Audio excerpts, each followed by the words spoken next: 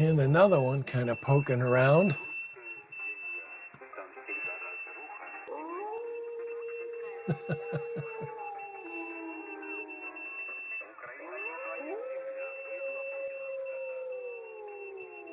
This is what I was talking about with the chat box. There's some pretty strange stuff going on. ALE, automatic location.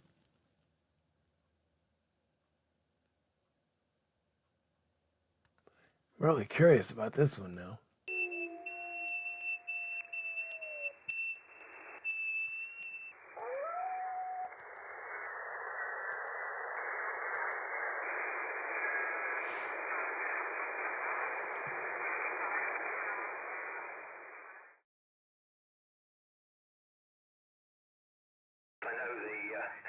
Hey folks, over on the bench, just talking to, oops, talking is relative. Messaging with the viewer who asked about keyboard control of University of Twente. Turns out his name is Chris, and he's a GIS operator, so Geographical Information System operator, for a county in Oklahoma. And we've been kind of fleshing out ideas for the keyboard control, keyboard macro control, and came out with some pretty good ideas that I'm going to start laying out and working on and trying to figure out how best to code it.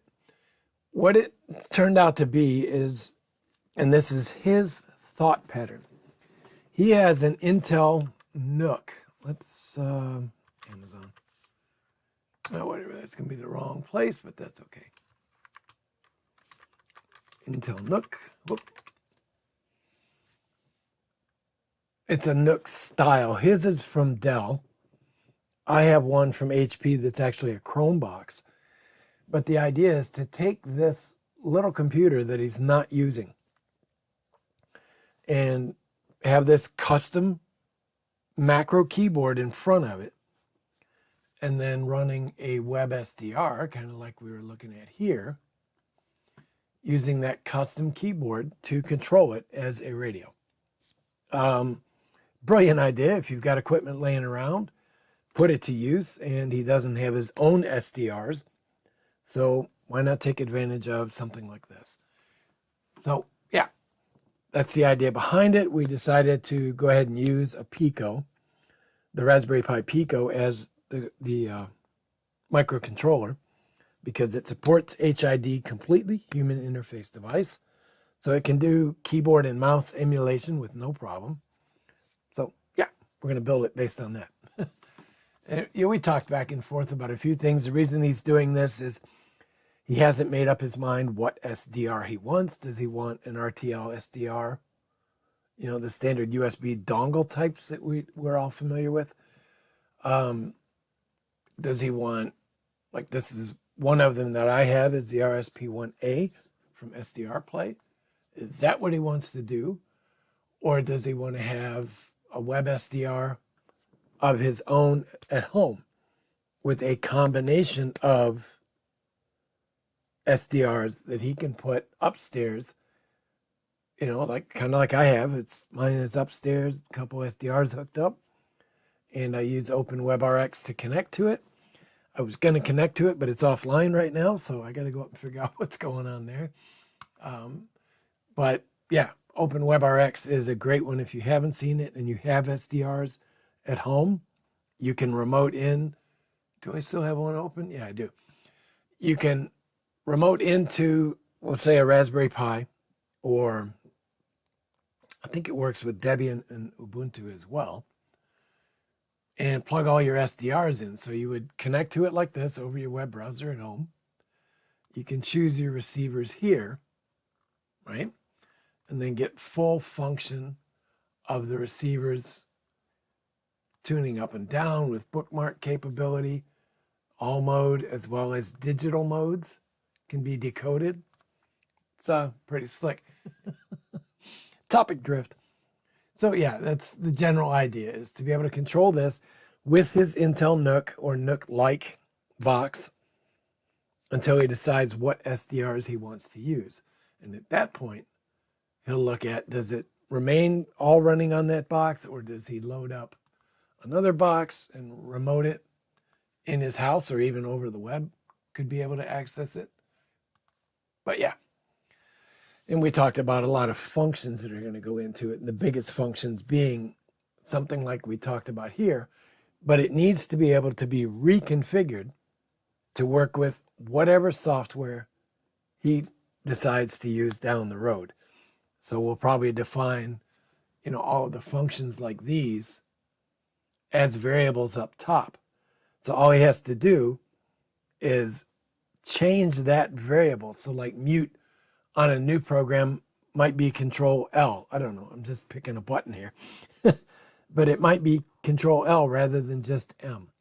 So the ability to change the functionality of the program just from a few variables at the top makes a lot more sense. And it would be easier to do for the non-programmer, which he understands programming, but he doesn't understand microcontrollers. So yeah, I think either way, I think we can come up with a pretty good idea here. So we're going to keep trucking with it. Not much going on publicly in the Ukraine as far as radar type information. We all know for a fact, just from watching the news, that we have a ton of NATO aircraft patrolling these borders here.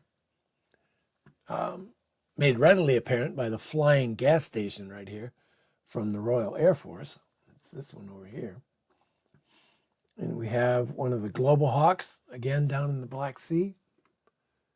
What's that looking? I was looking at something over here. Oh, that's right. That's that Polish Air Force. I'm assuming that's a helicopter. The image is a helicopter. I was kind of curious what this guy was doing.